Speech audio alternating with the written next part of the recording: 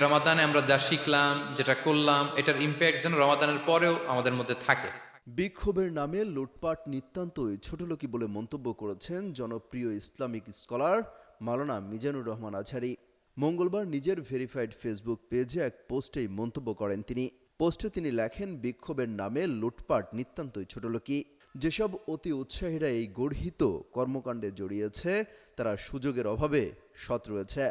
তারা যে কোনো ভালো উদ্যোগকে মন্দ পরিণতির দিকে নিয়ে যায়, কোনো একটি স্মার্ট মুভকে মুহূর্তেই পণ্ড করে দেয়, মূল ফোকাস থেকে সরে গিয়ে নির্বোধের মতো অপ্রাসঙ্গিক কাজে ব্যস্ত হয়ে পড়েন।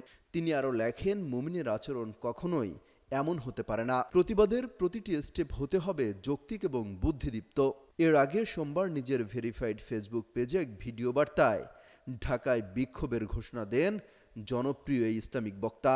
ভিডিও বার্তায় তিনি বলেন, প্যালেস্টাইন সলিডারিটি মুভমেন্ট বাংলাদেশের আয়োজনে ফিলিস্তিনের গাজায় সংঘটিত শতাব্দীর বর্বরোচিত গণহত্যার প্রতিবাদে মার্চ ফর গাজা শিরোনামে এক বিশাল বিক্ষোভ সমাবেশ ও গণজমায়েতের আয়োজন করা হচ্ছে। 12 এপ্রিল তিনি সেই সমাবেশে থাকবেন।